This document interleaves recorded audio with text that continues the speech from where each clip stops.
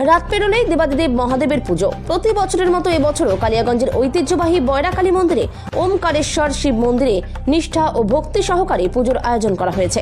পুজোর দিনে কালিয়াগঞ্জের ভক্তরা বাবার মাথায় দুধ জল সহ পুষ্প অর্পণ করে থাকে। ইতিমধ্যেই বয়রাকালী মন্দিরকে সাজিয়ে তোলা হয়েছে বিভিন্ন সামগ্রী দিয়ে। মন্দির কমিটির যুগ্ম সম্পাদক জ্যোতি বিকাশ ভদ্র বলেন, প্রতি বছর বয়রাকালী মন্দিরে ওমকারেশ্বর শিব মন্দিরে পুজোর আয়োজন করা হয়ে থাকে। এবছরও কোনো খামতি নেই, মন্দিরে সাজিয়ে তোলা হচ্ছে। আগামীকাল রবিবার রাতে পুজো অর্চনা হবে এবং সকলকে খিচুড়ি ভোগ বিতরণ করা হবে। কালিয়াগঞ্জ থেকে অনুপ জয়সওয়ালের রিপোর্ট, বিগ নিউজ বাংলা। নাম এবং আপনার কি দায়িত্ব আছে? আমার নাম বিদ্যুৎ বিকাশ ভদ্র, আমি যুগ্ম সম্পাদক হিসাবে এই দায়িত্বে আছি। রাত পরে তো শিবরাত্রি। শুভ শিবরাত্রি। শুভ শিবরাত্রিটা অ্যাকচুয়ালি রাত্রে 4:49 বিকালবেলা, আর বাবার পুজো হবে রাত্রি 9টার পরে। প্রতিবারই তো দেখা যায় যে ভক্তদের ভিড়, এবার কতটা আশাবাদী?